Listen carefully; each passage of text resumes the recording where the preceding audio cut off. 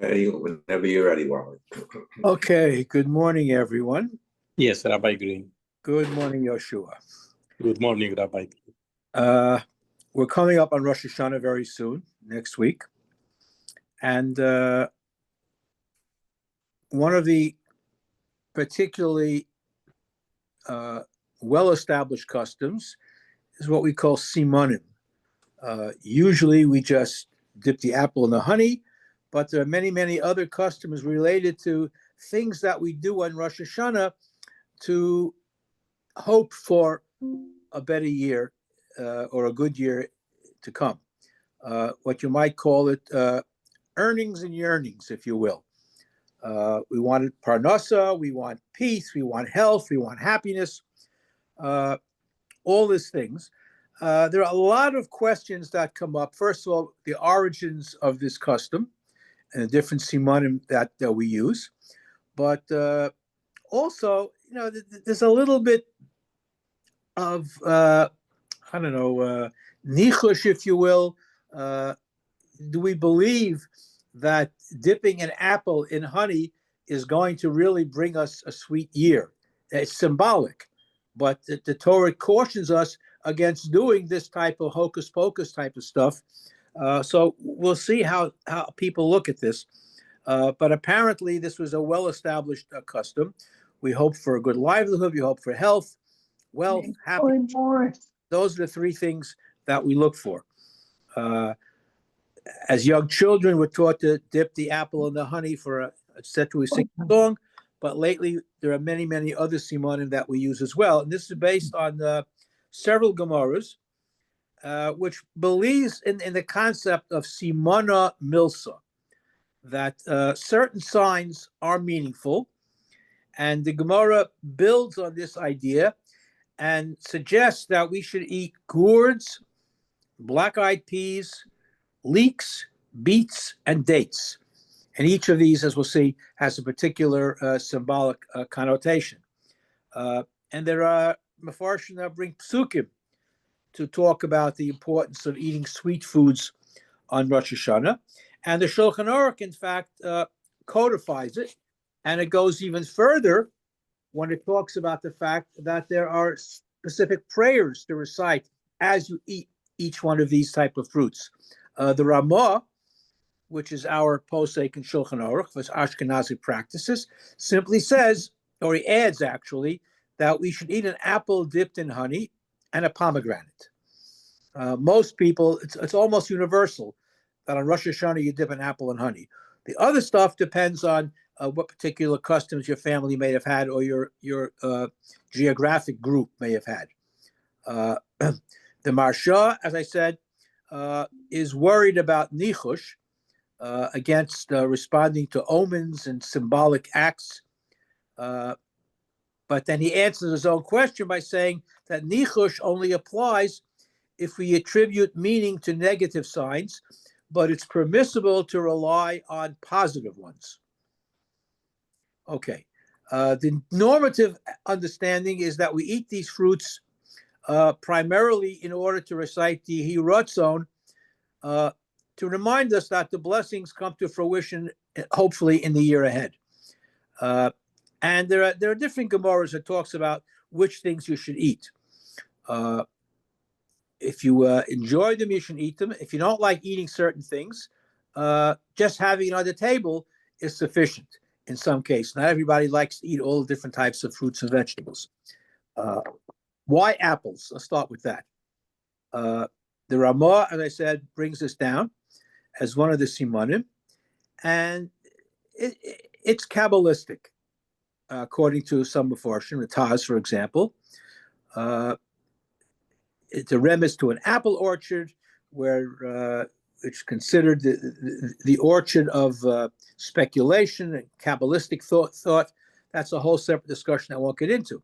A more simple explanation is the Maharil, who says that he quotes psukim and referred that Hashem smells like an apple orchard. There are different medrashim. The bracha, when Esav took the brachas from when Yaakov took the brachos from Esav, rather, that took place on Rosh Hashanah. Others, the Ben Ish Chai, beautiful explanation, says the apple has three positive qualities. Reach, it smells nice. Mareh, it's a pretty fruit, it looks nice. And Tam, it tastes good. And these three qualities correspond to the three things that we ask for in Rosh Hashanah. Banim, life, and sustenance. Correlating to Reach, Mareh, and Tam. All right. Again, very, very symbolic. The Magen Avram asks a halakha question. When you dip the apple into the honey, the apple is considered the ikar, and the honey is the tofel, and therefore you make the bracha of Borei Pri Ha'etz on the apple, which is the more significant. However, other Meforshim point out that no, the honey should be the ikar, because the main purpose of dipping the apple into the honey is to taste the sweet honey. We want the sweet year. We also dip the challah in the honey. But since the honey has already been eaten as part of the apple, therefore you don't have a question of what bracha to make once you make hamotzi. Okay. Others, in a fascinating interpretation, the Goas Oshri on Rosh Hashanah writes that the minhag in his community was to eat plain honey, indicating that was the primary siman. So if you do this prior to eating the apple, then you make a shahakol on the honey separately before you make the Borei Pri Ha'etz on the apple. So there is obviously no initial uniformity in how this custom developed. The Tur brings the Maharam of Rothenburg, who would place a ram's head on the table on Rosh Hashanah. A little bit gross, but that they used to do, to remind you of Akedas Yitzchak, which, by the way, is a major theme throughout the entire davening of Rosh Hashanah. And if you can't get a ram's head or a sheep's head, use the head of a fish or a bird. We don't use a goat, because that represents a harsh din for some reason. What is not mentioned, and we have it in our Sidurim, but it's not mentioned in the Mefarshim necessarily, the whole purpose of having a head, whether it's a fish's head or a goat's head or a ram's head, is that we should be the rosh v'lo l'zanov. We should be like the head, have success, and not be like the tail, which is part of the hirotah that we recite. But again, there is no initial uniformity in this custom. The Tur brings down using an esrog as one of the simanim, although he doesn't necessarily explain its significance. Others say that was a printing mistake. And they quote psukim as to how it might have occurred. The Gemara talks about a sadeh shel tapuchim, and the tapuchim there means esrog, not apples. Again, there's a lot of discussion about this. Interestingly, the Medrash describes an esrog as representing people who both have Torah and Masim Tovim, because it looks pretty and it has a taste, although it's a kind of a bitter taste. But if you see an esrog in a dream, then it's a symbol that you are considered beautiful before Hashem. It's a Gemara in Brachos. Others hold that the Eitz Hadas was an esrog tree in the Gan Eden. The Tur, again, what we're trying to show here is that there was initially no uniformity in the different types of simanim that people would eat on Rosh Hashanah in different communities. The Tur, who grew up in Germany but spent most of his life in Spain, writes that there was a minhag to eat the lung of a sheep on Rosh Hashanah, explaining that it's the lightest part of the animal, so we should have a light judgment on Rosh Hashanah. Rav Yaakov Emden suggests that the lungs were suggested they brighten our eyes, and they should be eaten with a prayer that our eyes should be enlightened by the Torah, or that Hashem should see our suffering. And this is brought down by Darkei Moshe, even though it's not later on brought in the Shulchan Aruch or the Ramah. Probably because, as some would suggest, that very often lungs are infested, worms or other things, and Oreya, the word for lung, has the same gematria as Gevura, which is a midah that we don't want to evoke on Rosh Hashanah. So, again, a lot of different minhagim. The Magen Avram introduces the notion that we should eat fish on Rosh Hashanah, that we should multiply like fish. Others suggest that the fish's eyes are always open. We should remain alert. And that's why some even had a minhag of eating fish's eyes, which is kind of gross, but that's what they did. And the Aruch HaShulchan mentioned that some were particular to eat a certain fish called a kares. And they would recite the Yehi Ratzon that our enemies should be cut off. On the other hand, the variety is amazing. The Magen Avram and the Marshal would not eat fish on Rosh Hashanah because they enjoyed it so much, it would be inappropriate to eat it on such a serious day. Even though Rosh Hashanah is a Yontif, it's a very serious Yontif. So these are different simonim, different communities had. Others are of the opinion that there are certain things we should not eat on Rosh Hashanah. The Ramah cautions us not to eat nuts on Rosh Hashanah because the gematria is very similar to the gematria of Chet. But then again, the gematria of Egozim has the same gematria as Tov. So we shouldn't be so concerned about these type of gematrios. But the minhag arose not to eat nuts on Rosh Hashanah based on the Ramah and other Mefarshim as well. Nuts, for some reason, according to Chassam Sofer, symbolize Golus. I'm not sure why, based on different Midrashim. The Rav Hai Gaon suggests that we shouldn't eat anything sour. Don't eat pickles, for example, on Rosh Hashanah. And for some reason, the Vilna Gaon would not eat grapes on Rosh Hashanah for some Kabbalistic reasons, which are not necessarily explained. The fruits that we do eat on the first night and the second night of Rosh Hashanah are vegetables that tend to grow very, very quickly.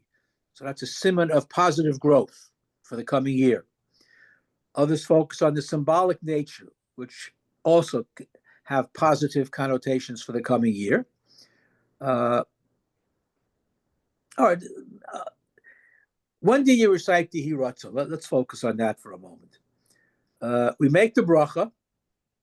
We eat whatever your minhag is to eat, whether it's pomegranates or leeks or whatever it might be. You make the bracha, eat after you make the bracha, and then recite the Hiratzon, so there should be no hefsek, no interruption between the bracha and the consumption of the food. And then you say the Hiratzon. Others are of the opinion you make the Hiratzon right after the bracha, but that would not seem to be the halachic practice. The tefillah, according to them, is part of the eating process. Therefore, it's not a hefsek. But clearly, this is not the halacha. Either say the Hiratzon first and then make the bracha, or make the bracha, eat, and then say the Hiratzon. These are all, and that's a halachic issue, not necessarily custom of what you eat, but what the procedure is.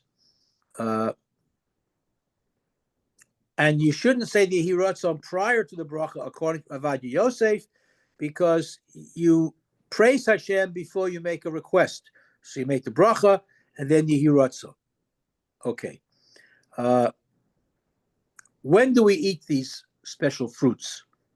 And every Sidurim and many organizations give out sheets with the Simonim on it and so forth. Some Mefarshim hold that you should eat these things throughout the Aseres Yemei Tshuva. Our custom, and most of what I've seen in Ashkenazi communities, is that we do this on Rosh Hashanah.